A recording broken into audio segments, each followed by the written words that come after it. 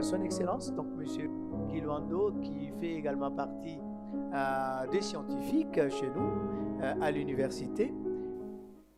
Pour moi, c'est un honneur. D'abord, je salue le recteur de l'Université de Kinshasa et les organisateurs de ces assises qui permettent à ce que nous puissions réfléchir. J'ai beaucoup aimé ce que mon collègue, le ministre de la Défense, a dit qu'enfin, la colline inspirée est descendue.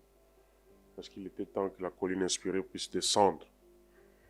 Et c'est dans des moments comme ça que la colline inspirée doit jouer son rôle du berceau de la science pour guider les gouvernants dans les décisions qui doivent être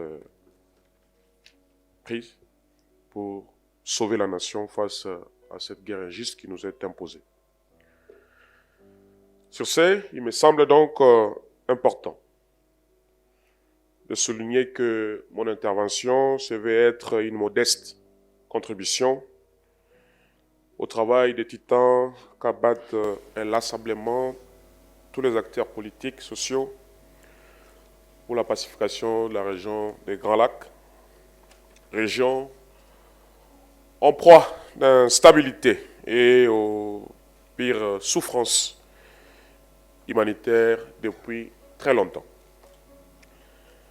Évidemment, prendre la parole dans un tel forum, après tant d'interventions brillantes, dont celle de son Excellence Modeste Ntibantunganya, ancien président de la République sœur du Burundi, est pour moi l'occasion de saluer les efforts considérables déployés par la jeunesse qui prend conscience de son rôle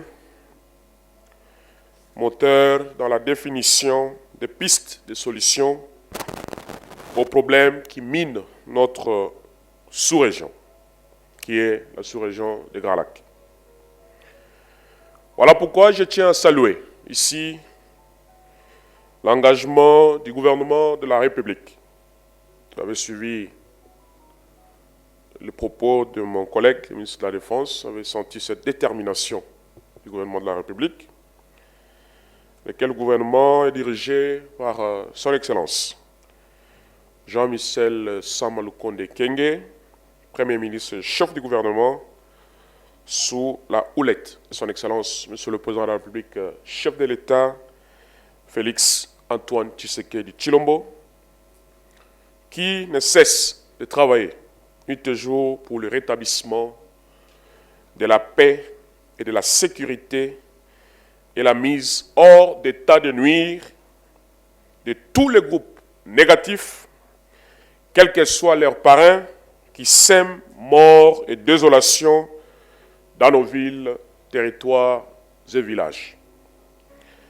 Le thème qui m'a été demandé de développer brièvement devant vous se rapporte à la coordination de l'exploitation des ressources naturelles comme piste de solution pour une paix durable face à la problématique de l'interconnexion des conflits dans la région des Grands Lacs. Mais qu'entendre par gestion concertée? D'entrée de jeu, on doit souligner que dans nos terroirs des Grands Lacs, la croissance démographique a entraîné une saturation des espaces. Les territoires et les ressources qui relevaient de la souveraineté d'une communauté locale ne sont plus respectés par les autres acteurs. On assiste à une compétition accrue pour l'accès et l'utilisation des ressources entre plusieurs groupes, provoquant ainsi leur dégradation. Dans de telles conditions, l'une des préoccupations des États est une meilleure gestion des ressources à travers la mise en place d'un modèle de gestion concerté.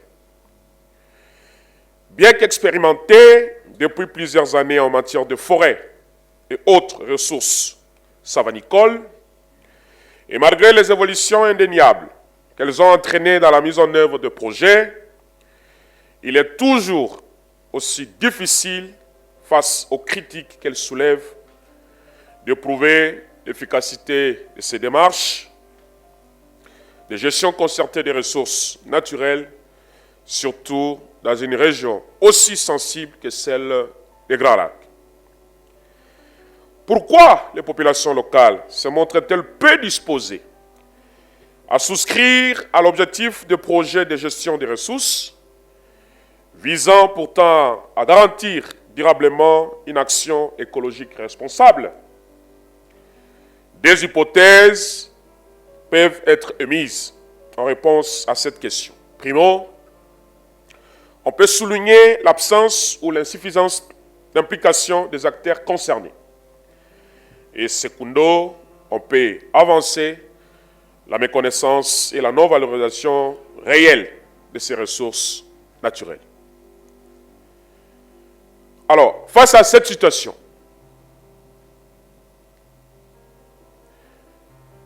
quel est le rôle du ministère de l'Aménagement du Territoire sur cette question des ressources naturelles?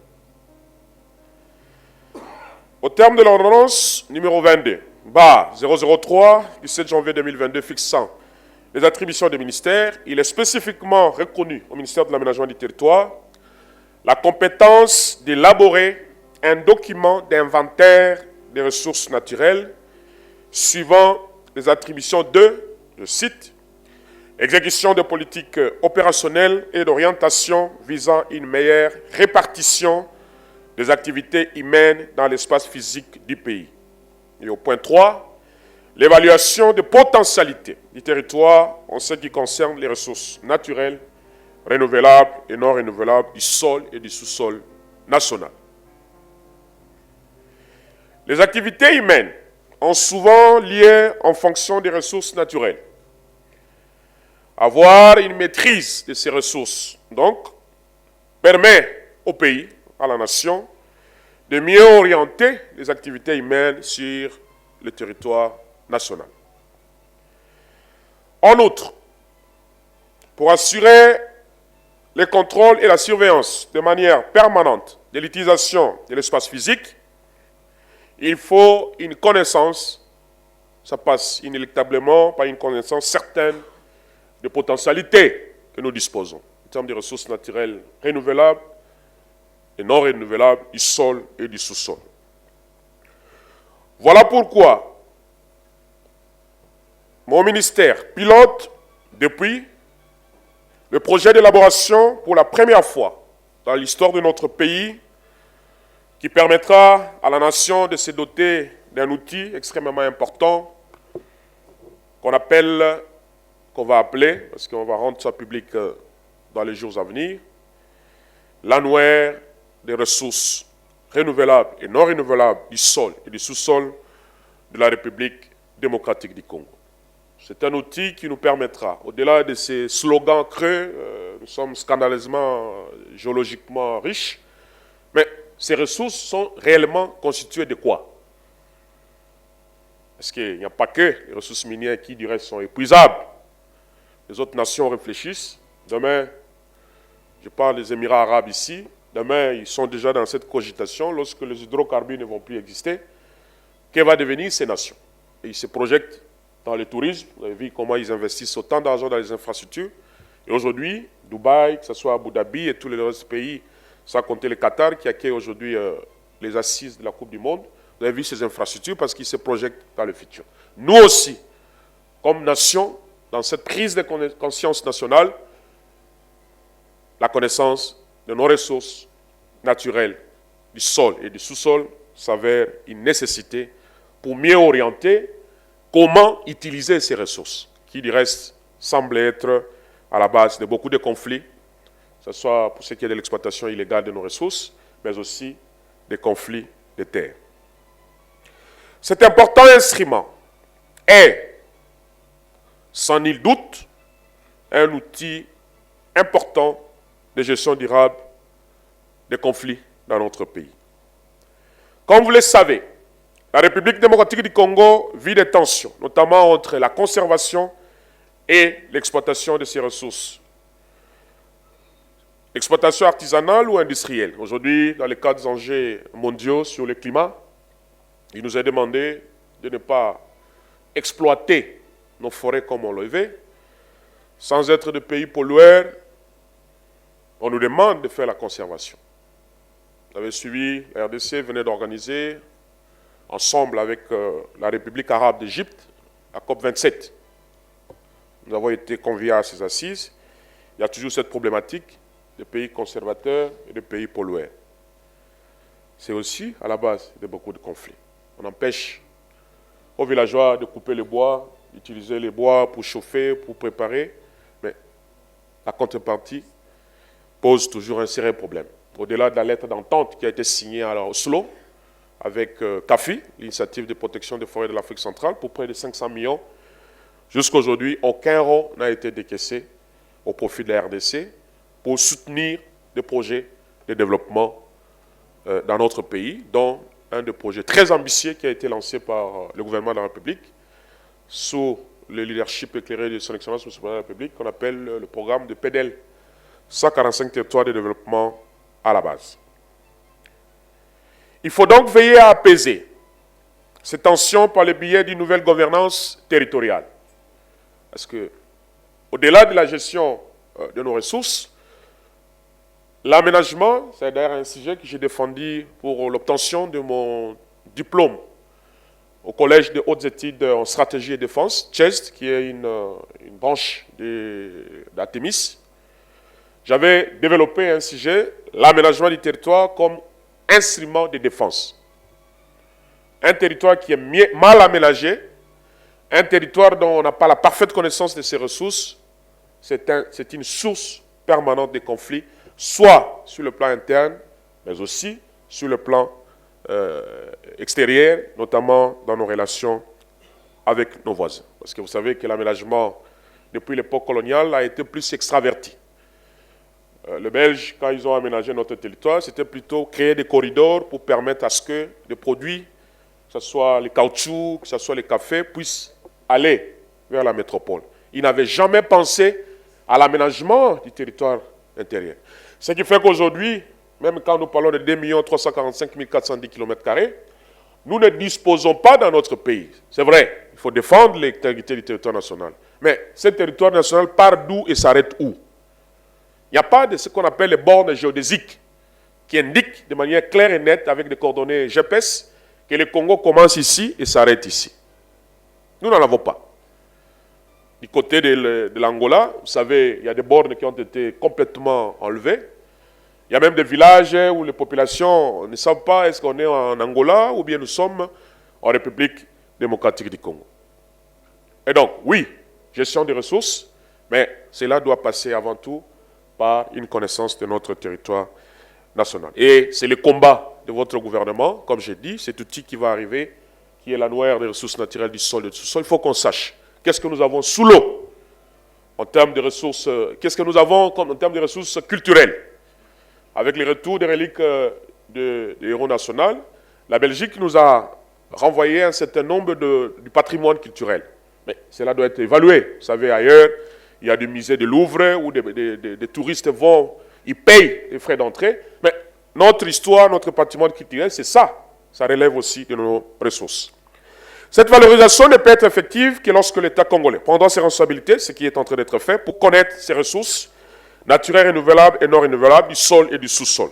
En établissement, cet outil extrêmement important de planification spatiale pour éviter, 1, la superposition des titres, c'est un problème réel. Vous savez, au niveau de la réserve d'Okapi, il y a une situation où une entreprise minière se réclame être titulaire de droits miniers sur un fonds qui est considéré comme le patrimoine commun de l'humanité, parce qu'on lui a délivré, à travers l'administration minière, des droits miniers sur un périmètre qui, en réalité, touche la réserve d'Okapi en Ituri.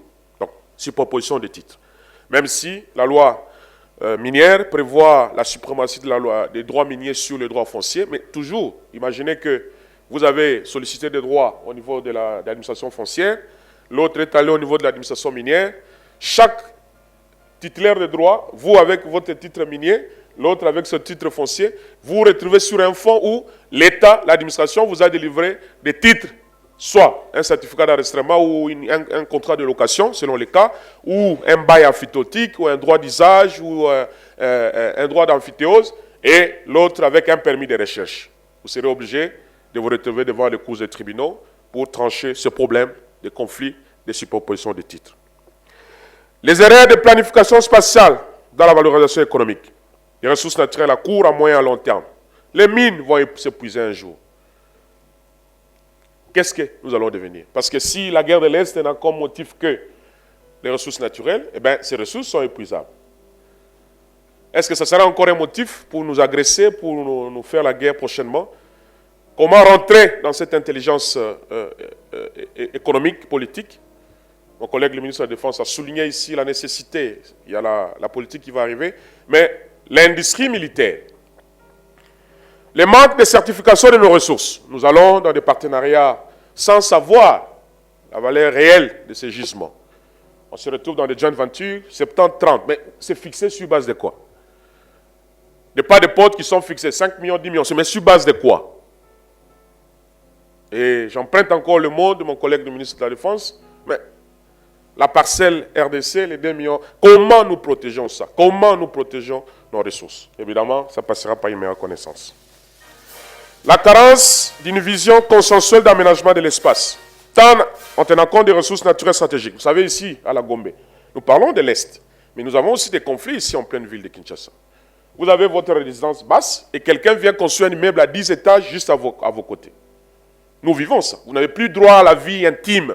Vous ne savez pas aller à la piscine parce que vous êtes ici, l'autre R+2, l'autre vient R+5, ça devient une catastrophe dans la jouissance, alors que c'est l'État lui-même qui est appelé à préserver les droits de jouissance. Je ne parlerai pas de ce qui se passe à la cité, ou un endroit qui était constitué comme une servitude. Ça peut être une servitude légale ou une servitude conventionnelle. Mais là où vous alliez jouer au bill quand vous grandissiez, vous retrouvez un individu qui érige une construction sur cette partie de la rue, vous empêcha d'accéder, alors que la servitude, c'est un droit au regard des sûretés réelles, au regard des droits réels et fonciers, conformément à la législation de 73. Grâce donc à cet annuaire, nous pourrons atteindre, voilà, je vais citer, la promotion de la compétitivité, l'attractivité, le rayonnement de la République démocratique du Congo, la valorisation durable des ressources et des écosystèmes, la détermination des espaces majeurs et stratégiques pour l'aménagement du territoire. C'est important. Nous devons savoir dans notre pays où est-ce que nous pouvons avoir des activités minières. On ne peut pas avoir les mines partout. Ça n'existe pas. D'où un outil de gestion spatiale qu'on appelle le schéma national d'aménagement du territoire. L'État lui-même, sur base de la politique nationale d'aménagement du territoire, comme il en existe aussi, et qui va exister la politique sur la défense, nous devons répartir, c'est ça le rôle de l'aménagement, comment répartir les personnes, les activités et les infrastructures sur l'ensemble du territoire national. On ne peut pas se réveiller comme ça, on crée une autoroute ici. Il faut qu'il y ait une cohérence. Sans cette cohérence, ça sera toujours la source des conflits.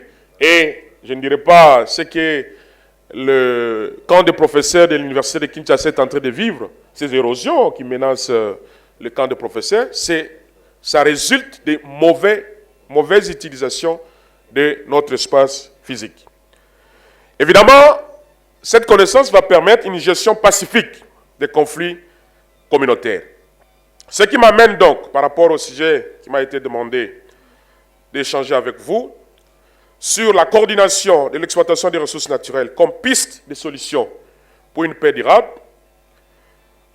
Cette paix ne pourra s'inviter que lorsque nous-mêmes, le Congo, nous connaissons qu'est-ce que nous disposons en termes de ressources naturelles, du sol et des sous-sols. 2, il faut organiser. Il est vrai que la loi minière a prévu ce qu'on appelle des coopératives. C'est un mécanisme aussi où on regroupe les individus sous forme de GIE, de groupement d'intérêt économique, conformément à la législation de l'OHADA. Mais ces groupements économiques, des fois, ils n'ont pas aussi accès à des capitaux. Nous avons un problème de financement des activités dans notre pays, ce qui fait qu'on recourt à des mécanismes que vous pouvez imaginer, avec des avions qui atterrissent la nuit, qui prennent des minéraux, des fois bruts, on ne connaît pas ni les quantités. On l'a dit ici, nous regorgeons tout ce qui est comme matière première, mais nous consommons le produit fini. Parce que tout, quand vous allez à Kasumbalé, ça, vous allez voir des tracts et des tracts qui sortent de notre pays sans un quelconque traitement. Et le chef de l'État a décrété que que le pays puisse disposer de ce qu'on appelle la chaîne de valeur. Et donc, il y aura une zone économique spéciale qui va être érigée du côté de Manono, conformément à l'accord qui a été signé avec la Zambie, pour que, même si, pour la production des batteries électriques, même si nous n'allons pas atteindre le produit fini, mais que le premier alliage là, ne fût-ce que le premier composante, que ça puisse être fabriqué dans notre pays. Évidemment, ça va faire appel à la question de ressources énergétiques, où nous sommes déficitaires, parce que nous importons des fois du courant électrique, mais il y a des projets en cours au niveau du gouvernement de la République. Donc, pour qu'une gestion coordonnée de nos ressources soit une piste de la paix, cela devra absolument passer non seulement par la connaissance de ces ressources que nous disposons et mettre en place des mécanismes pour accompagner nos compatriotes, accompagner toute personne. Parce que vous savez, entre les États, c'est une question d'intérêt. Et ceux qui s'intéressent aux minerais du Congo, il faut dans une politique, dans une diplomatie économique, dans une diplomatie de bon voisinage, voir comment ramener ceux qui veulent, au lieu de passer par des groupes armés, eh bien venez, on va s'asseoir. Si vous voulez avoir des blocs pétroliers, nous avons d'ailleurs lancé les appels d'offres récemment, donc le gouvernement de la République. Si vous voulez avoir des permis de recherche, il y a un guichet qui est ici. On n'a pas besoin de prendre des armes pour aller piller les ressources de notre pays. Le Congo dispose de tous les outils de gestion, dont la législation minière. Et donc, ça ne sert à rien de tuer nos compatriotes, ça ne sert à rien de violer tous les jours, ça ne sert à rien d'agresser notre pays, appeler des tensions dans la sous-région. Vous avez vu le balai diplomatique qui s'est fait dans notre pays, le chef d'État qui se déplace, simplement parce qu'un groupe d'individus, ils estiment que tout leur est permis, alors que la conférence de Berlin de 1885 avait clairement défini la République démocratique du Congo aujourd'hui est composée de combien en termes de superficie. Et chaque État dispose de sa portion de terre. Évidemment, par égoïsme, par l'envie de devenir encore plus gros que ce que vous disposez en termes d'espace physique, il y a la tendance de certains pays d'aller même là où ce n'est pas permis. Et donc nous en appelons à une diplomatie consensuelle pour que les ressources que nous disposons, que nous n'avons pas voulu, mais que Dieu nous a dotés de cela, ne puissent pas être une source de conflit pour nous, mais que ce soit un motif d'attraction, que ce soit un motif de la paix dans notre pays d'abord et dans la sous-région en général. Je vous remercie.